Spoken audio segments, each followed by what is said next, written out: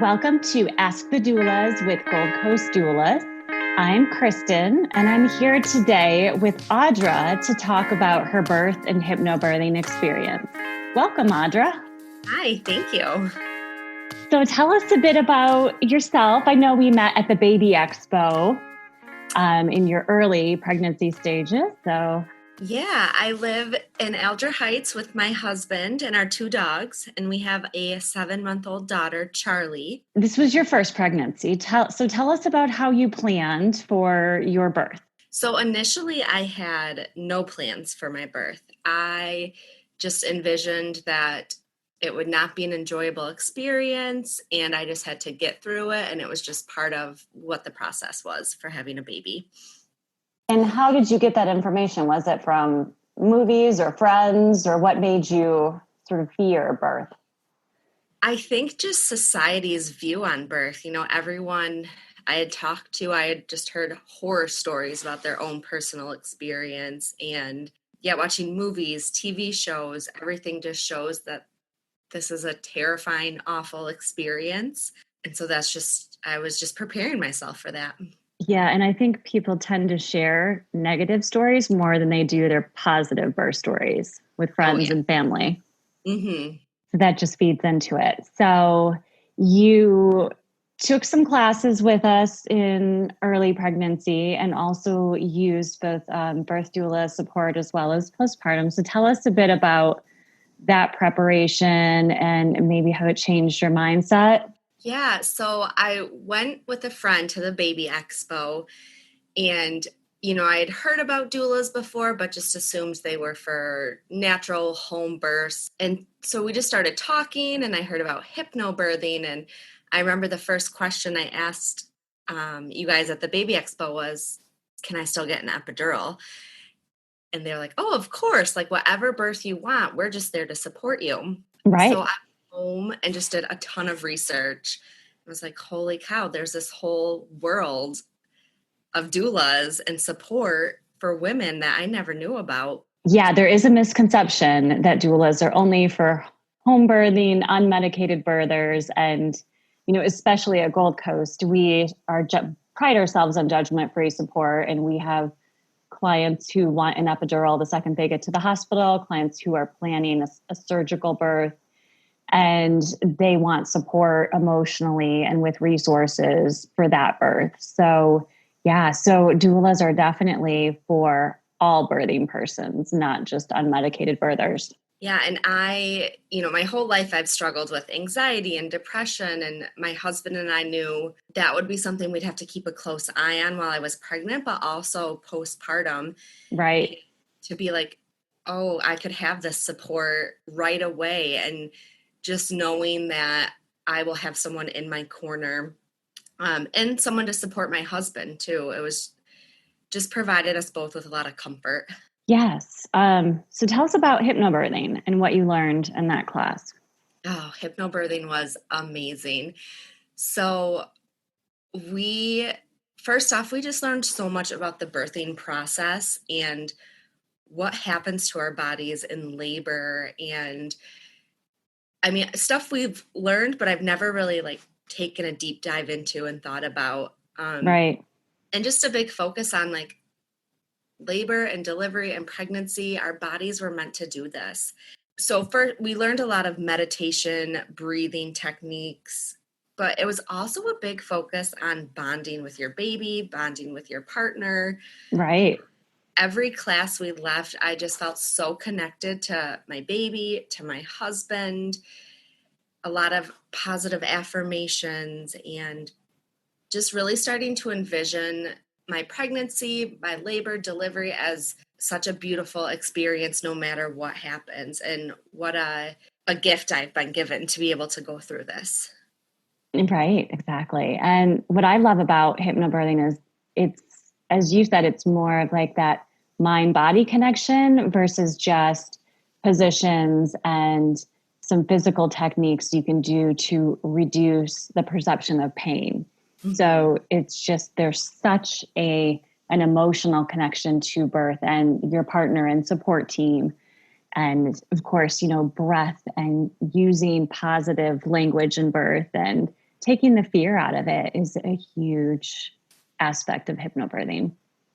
Yeah. And I remember my husband was like, sure, I'll do this with you. And when we left our first class, he was like, that was nothing like I imagined. He thought we were going to be like in a gymnasium with pool noodles on the floor in different positions. And I think he just felt really empowered too, that look at what I can do to help support my partner and be just as involved in the birth. Right. Beyond hypnobirthing, I know you took some other courses through Gold Coast. What else did you do preparation wise? So I took the Saturday series course. So comfort measures, breastfeeding, and then newborn survival. And what were your takeaways from that 1 day series? It was just so nice to have information, and I just felt so much more calm and educated and kind of knowing what to expect and knowing that there's no right or wrong way. Right. It's what's right for you. And yeah, I think all of us, emphasize that in our classes, whether it's Alyssa's newborn survival or the comfort measures that I teach. And certainly Kelly's breastfeeding class is eye-opening in so many ways and shows how a partner can be involved in feeding as well. Yeah. And I think with the breastfeeding, it's really just prepared me that if that's the route I choose to go, it's going to be hard. And it's okay that it's going to be hard. And I think I had an idea that, oh, no, breastfeeding is going to be so easy. She'll latch right away. We'll have no issues. But to know that, yep, you're not alone. This can be a struggle. And again, you have to figure out what's best for you and your family. Exactly. Now we're getting to your birth phase and working with birth doulas and so on. So I know Katie was your doula. So tell us about that experience. Oh, it was amazing. So I went from initially, of course, I'll have an epidural, to nope, I'm going to do this all naturally, thanks to hypnobirthing, to at 37 weeks, finding out I needed to be medically induced. Right. So lots of changes with that. So yeah.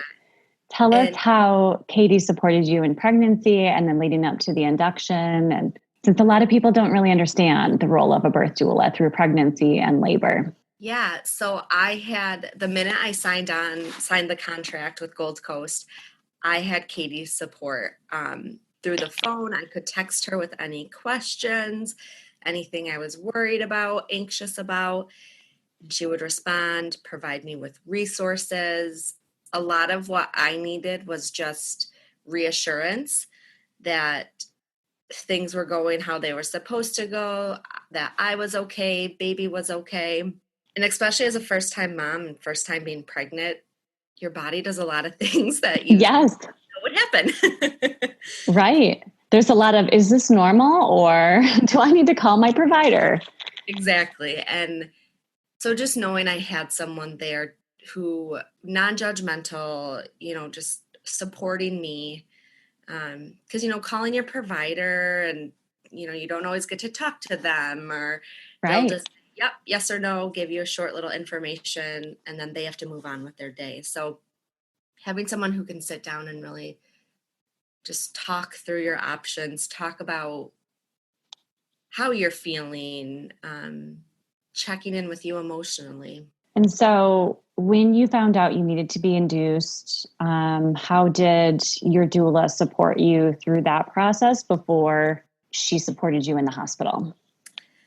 So I left my my appointment with the doctor sobbing in the car, just absolutely terrified about getting induced. And so the first thing I did when I got home was text Katie. I just expressed all my fears to her and what I was feeling. And first and foremost, she reassured me that the medical team I had chosen, they were going to take the best care of me.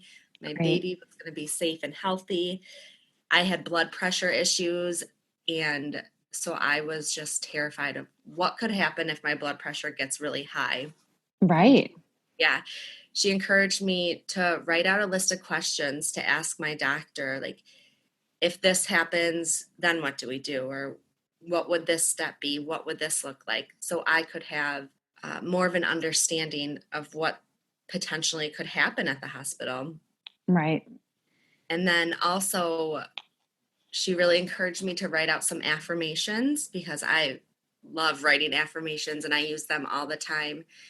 And so I was able to write a list of affirmations that I would use while I would meditate to just help calm me down and center me, focus me, and let me still enjoy these last few moments of being pregnant. Right. That's fantastic. So you were able to have conversations before the induction started and you got the answers you needed to feel empowered. Mm-hmm. So tell us about some of the induction process and when your body started to kick in and when you felt like you needed in-person support and how that went. Yeah, so we knew it was going to be a long induction process just because I was 37 weeks and my body was not near ready for labor. So between Katie, myself, and my husband, we were basically in constant communication through text message, just how I was doing, how I was feeling, what the next step was. And Katie actually came the first night we were at the hospital just to check in, see how we were doing, letting us know whatever we needed. She was there and ready for us. And things were going pretty stable at that point. Nothing that we needed a lot of support. We were just resting. So she went home and again, it's like, I have my phone with me. Anything you need, call, text, reach out. And things, were slowly progressing. It got to the point where I did end up getting an epidural, but I was just pretty relaxed. And then the next day around noon, my water broke and things started to pick up pretty quick. Yes, it intensifies everything for sure. So we had reached out and said, hey, I think we're ready for you to come. Labor has officially started after 24 hours of being at the hospital. And so by the time Katie got there, my epidural had kind of worn off a little bit. Yeah. So I was in a lot of discomfort. I was not feeling well. And I just remember her coming in, and with her and my husband, they were both just supporting me as I would breathe through my surges. And Katie has 2 sons. And I remember at one point looking up at her and saying, I just need you to tell me what you love about being a mom in between, so that I was able to focus on the things I had to look forward to as I was in some of these deep pains, discomfort. And it was just so amazing to hear, I had my husband on one side telling me the birth affirmations we've written, and then I had Katie on the other, just sharing these amazing things that I knew I would soon be experiencing. Yeah, I love it. With that, I was able to just relax, surrender, and I felt so calm despite being in one of the most uncomfortable situations I've ever been in. That's great. So things intensified. Did Katie help you move into different positions? So she would help, since I had the epidural, because I finally got some relief. She would help with the nurses with moving me. And I think the biggest thing for me was just the reassurance she was giving me that I was doing great. My body was moving along. This is where I was supposed to be, helping me feel excited. And I think for Rob too, she just was an extra support for him because he was supporting me so much, and it helped me to know he was taken care of as well. Yes, that is a huge part because we do support the couple as a whole and make sure that the partner has gotten rest if needed with inductions or had a chance to get food or to step out and take a break, because it can be intense when they're pouring everything into you and are trying to be that supportive partner. Then we don't want them to be depleted at the time of pushing and meeting their baby. And so I'm glad that he felt taken care of as well. Yeah. And once I finally felt relaxed and got a lot of relief. Katie encouraged us both to take a little rest. And there's actually a picture of us, but like me in the bed sleeping, Rob on the couch, or the couch sleeping about an hour before I gave birth. And it's just one of my favorites. Like the last few moments of us resting, just the two of us, and that moment was able to be captured. And then did Katie offer support after the birth? Like, how did she help after your daughter was born? Yeah. So when Charlie was born, she came very quickly and ended up needing to be on CPAP. Yeah. Pretty quick after she was born. So as a new mom and just already very anxious, I was terrified. Like, what is this looking like? Is she okay? Is this normal? What are they doing? And I had just given birth, and my body, I was just in this tremendous amount of emotions in general. And she was able to support both my husband and I. She encouraged Rob to go be with stand by Charlie, and then was able to be there with me while the doctor was finishing up with me, and just kind of keeping us informed of, like educating us about what was going on and that things were okay. Because the nurses and doctors, they're all talking to each other and saying terms we didn't understand, and just encouraging me to ask questions if I had any, and validating that you're doing a good job advocating for yourself, Audra. And just, it was nice knowing my husband could be with Charlie for that brief time, and I had someone right there with me as well. Right. And so then after Charlie was able to be off of CPAP, we were able to do our skin to skin.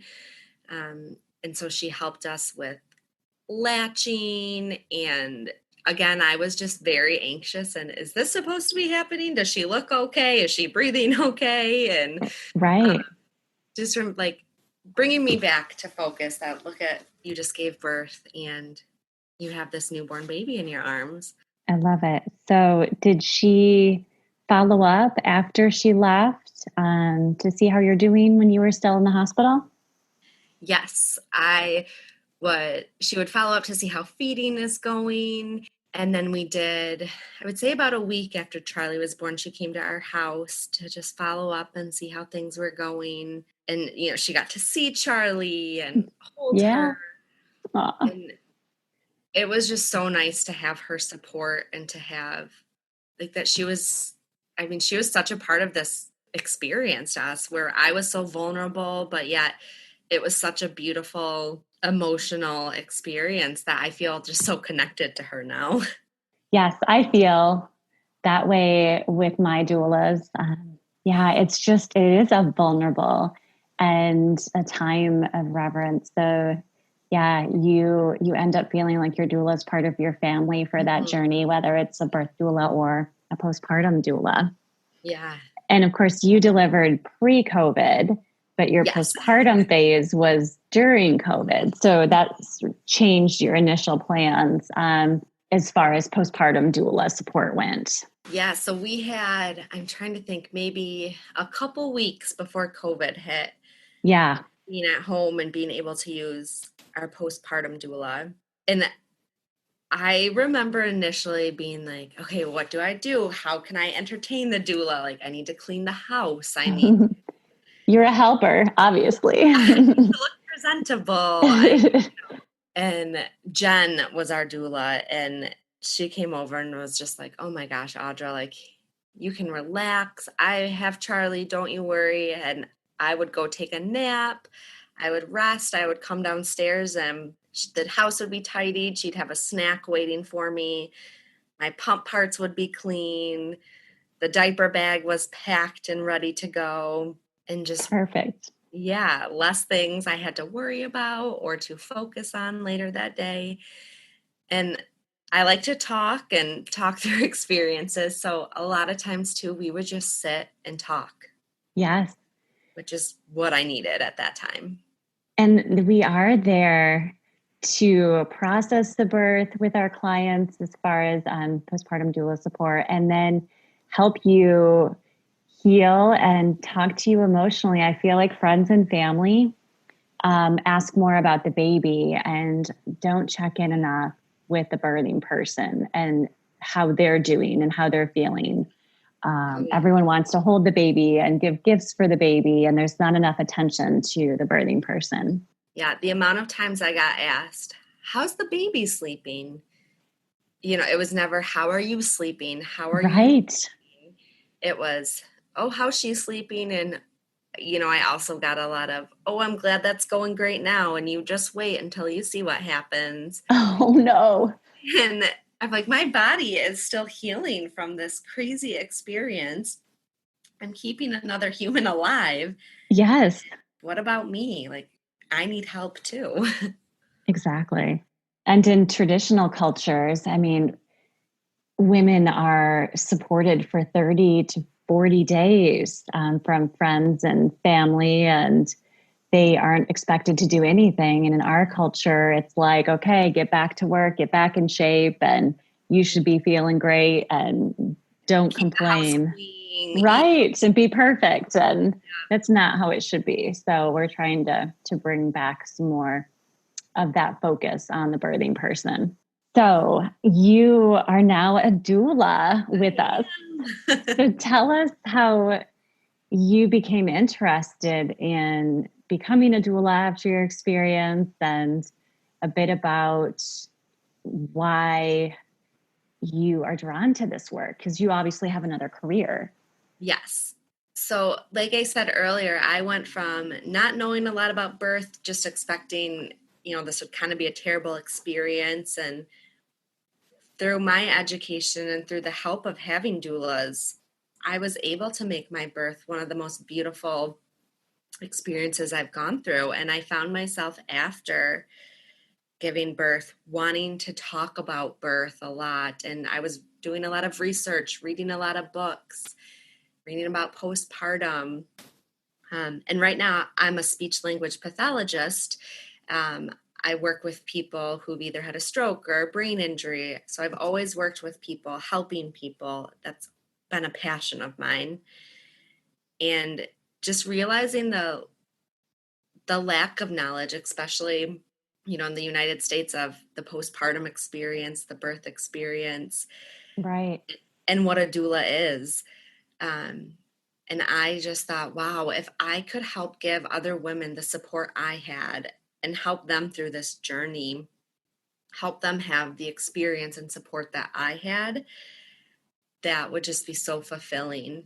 And just, it makes me sad when I think about all the people I know who look back on their birth and their postpartum, and it was, they felt like they had no support and they felt so alone, and that shouldn't be the norm. Right. Yeah, they feel isolated, especially now during COVID. And we've been working all through COVID. I mean, some of our postpartum work had halted, and some hospitals weren't allowing doulas in. So we offered virtual support only. But I feel like now more than ever, because of the isolation with COVID, doula support and that connection is so essential. And providing information, as you said, so couples can make informed decisions about their birth and their postpartum phase, in planning out what they want to do after baby or babies are born, and how they can accept help from others, and or hire help like postpartum doulas or a housekeeper or a meal delivery service, whatever it may be. Yeah. And even the comfort of knowing you guys have a sleep consultant. And if I ran into issues, I had 12 weeks off for maternity leave, and a big area of anxiety was, what is it going to look like when I go back with sleep? Yes. And so I always knew I had Alyssa if I needed her. Thankfully, Charlie got on a good sleep routine on her own, but just knowing the amount and the diverse support that Gold Coast had, I knew I was going to be taken care of, and I knew I was in good hands. So what did you learn? Obviously you worked with doulas, but then you recently took your birth doula training. What opened your eyes that you didn't know before about the doula role? Or tell us a bit about your training. Oh, it was so amazing. I just learning about non-judgmental support. Right. No matter what someone is thinking, feeling, we are just really there to support them. And obviously, as we go through our own births and raising our own kids, we can develop our own feelings. But, putting those aside and saying, we are there to support you, and no matter what you choose. So it was nice to just learn about all those different strategies and how I could go in and help a woman in any situation, no matter what. I would feel confident doing that. Right. And your particular training through Pro Doula, and I'm also trained through Pro Doula, you realize you don't need all the things as a doula, and you have that instinctual knowledge, and you're able to just serve, again, without judgment and an open heart. And a brand new doula can be just as effective as someone who's seasoned like myself.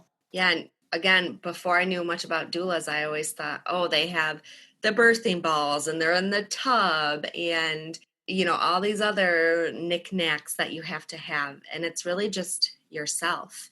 Yes. Being there. That's all you need. I mean, I have a birth backpack that is filled with things, but outside of, my bozo and a couple other things, like I like the LED candles and to put in the bathroom if a client's in the tub or shower, but I don't use everything I bring other than snacks for myself. I mean, that's key. So got to keep going. But yeah, so we're excited to have you on the team. Yes, I'm so excited. And I know you have plans eventually to become a postpartum doula, but you are available for hire for labor doula support. So we're excited to begin that process with you. And thanks for sharing your story, Audra. Yes, thank you for having me. I love sharing it and talking about my experience. And you'll impact so many families, not only from listening to the podcast, but when they begin working with you. So, and we will include a link to your bio in our podcast notes in the blog. So thanks for listening to Ask the Doulas with Gold Coast Doula. You can find our podcast on SoundCloud and iTunes and in our blog at goldcoastdoulas.com. These moments are golden.